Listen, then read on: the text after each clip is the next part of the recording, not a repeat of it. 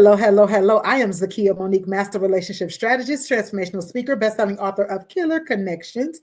And I want to first and foremost thank you, welcome you. If you're returning, thank you for joining us again. If you're new, welcome. Join the family. If you like what you hear, like, share, subscribe, and don't forget to hit the notification bell so that you don't miss a thing. Today, we're talking about halfway, something I call the 50, right? The 50. I am reading from notes because if I don't, we'll be here for about 35 minutes. And I'm trying to keep them short. Okay. I'm trying to keep them short, giving you shorter bursts of content. So, halfway. Okay. So last year I went through three very hurtful situations that were intertwined. So I was forced to deal with all of the pain at the same time. Now, I used to hear that pain brought change, especially when we have been stubborn in some areas that God is trying to reach us. Oh, but I finally understood in depth what that meant. After about 2 or 3 days of struggling, I was brushing my teeth and I looked up at the mirror. And usually I give myself a big cheese after brushing my teeth, but this time was a little different. When I went to give myself the cheese, I began to shed tears. I realized that moment, at that moment, I realized that I was not happy and it was my own fault. It was at that moment that I had to say, Zakiya, you have not been a part of your own happiness, the very happiness that it was your responsibility to attain and maintain. I sat down and had a real conversation with myself. What was the problem? Well, I looked at the three hurtful situations. What had hurt me? Who had hurt me and how had I hurt me and let me down? My analysis showed that it was not necessarily the people, because even looking at, and not just looking at those three situations, but looking over my life, it was not necessarily the people, because most of those people, and I'm saying this in not in a mean way, but most of the people that had crossed me or played me had no real profound impact in or on my life. Now, I didn't say all of them because some of them did. Okay. In those three hurtful situations, they did. But they had no profound impact in or on my life for the most part. So it was really me that had been breaking my own heart. But then I had to sit with myself and say, was it out of pride or what? Because pride does come before destruction. So I was trying to figure out what was the root, right? It was out of fear. It was out of fear. See, I was raised by someone whose emotional intelligence was off the charts, baby. Okay. She cared for people at the expense of her own love, care, and concern. And what we do not realize is the depth that we teach silent lessons, because most lessons that our children or we as children received were caught and not verbally taught. So I learned to put me last because that's what I saw, right?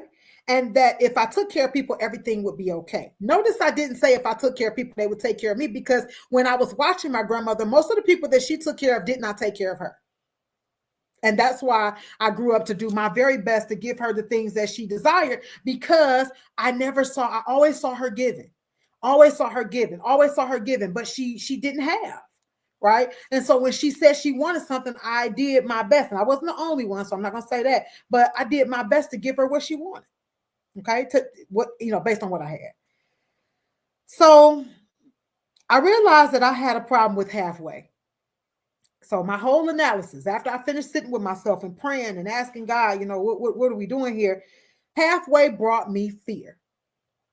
See, for many years, I sought validation from people, places, and things that were very much invalid for my path. Not invalid, period, but invalid for my path, because I feared the other end of the extreme. See, as an extremist, I was either all the way in or all the way out. Either I was for you or I was done with you. Either I will or I won't. Either I can or I can't. Like, I don't like limbo. I don't like halfway.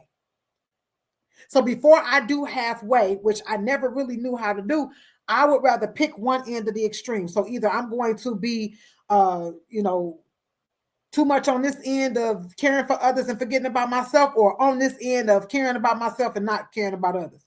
And before I went to this end, to not care about others, I chose to stay at the end that called for me to put myself last. But this was totally in error.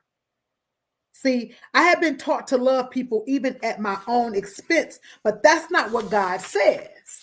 God says we are to love our neighbors. We're to love him first, but we are to love our neighbors as what? As we love ourselves, which indicates what? That I got to love me first. I got to love me first, absent God. Now, God come first, but I got to love me before I can love somebody else. And this is not always taught in church either, because they'll tell us that in church, but then they will want us to show something different. Okay. Looking in the mirror that day, I realized that I did not fully love me the way that I was supposed to. Not enough to change. Right. And so what I realized was God had to send some pain for me to change. And if you're honest with yourself or you sit and look back, he has sent some pain that caused you to change too. Pain will push you to go where you haven't gone, to see what you didn't see, to do what you haven't done. Pain can truly be the train of change. So I sat with God and I asked him to show me balance. Help me to understand how to sometimes be at that halfway point instead of being 0 or 100. Because some situations will not call for you to be 0 or 100, black or white. Sometimes you have to embrace the 50, the halfway, the gray shaded area. And God has been so faithful, because in the midst of humility is where we are exalting. So when I sat down and said, God, I don't know how to do that. I don't know how to be 50. Like, you disappoint me, and it take me a while. It take a long time for you to get there, like to get to that point. But when you get to that point, I'm like, it's out. Like, I act like you don't even exist. It scares me sometimes. Okay. Like, literally, they'll say, what happened to so-and-so? Who? Oh, you know, really. And it's scary. Okay. But when we're humble enough to say, God, I don't know how to do that, but I need to learn. Because I understand that there are some situations that may require me to be flexible. There are some situations that may require me to not always be so rigid, but not always be so flexible. I got to learn how to be halfway, not fake, but halfway.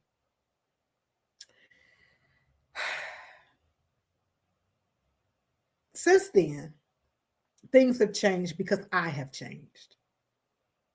And I love the peace that I have, because no longer am I causing inner turmoil in me by allowing behavior that does not work for me. Right? Because I matter too. So for a long time, I would say yes to people, even though I didn't mean it. And then I would grudgingly give. That's not what God says. He said, don't be a grudging giver. But I would be complaining. I would be mad. I would be mean. I would be snapping because I didn't really want to do it, but I didn't have the heart to say no to the person. And people would continuously ask you, even though they'll know you. They know from your body language you don't want to do it, but they'll keep asking you because you're good at it, or because, well, can you just do this one for me? Like resumes. I hate doing resumes. I hate doing resumes because people tend to want to give you a whole bunch of filthy, funky file stuff and want you to turn it into a masterpiece. You ain't had but one job. You ain't had but one job, and you want me to turn this into a masterpiece of 10 years. What you want me to do, baby? So I had no joy with doing resumes, but people were like, could you just please this one more time? No. When it gets to the point where your body starts to, your teeth clenched and all that, no. I don't care how good I am at it. No, I don't want to do that. I don't want to do it. It's not what I want to do. And if you respect me and you love me, then you don't want me to do something that got me clutched and tensed and stressed, right? This is where when we start saying no and start disagreeing and start speaking from our own hearts, this is when you'll find out who really loves you. Just saying. Because some people will stick around just because you're saying yes. Anyway, I love the peace that I have because I'm no longer causing that inner turmoil. God is no respecter of persons. And I come today to tell you that he can do the same thing for you. All you have to do is just ask. I hope this helps. Just wanted to give you a short, a little something, something. If you like it, again, don't forget to like, share, subscribe, comment. Let me know how you enjoyed it. Let me know if it blessed you. Again, you talking to us, we know, it helps. Okay. Because let me just be honest with you. Let me just tell you, I've been out in these internet streets since 2016, and sometimes it's discouraging. It's discouraging to have to argue with people to help them. It's discouraging to, it's like, okay, it's okay if you have a different opinion. It's okay if this is not applying to you, but why we got to argue? Why we got to debate about stuff that don't apply to you? If it don't apply to you, keep scrolling, right?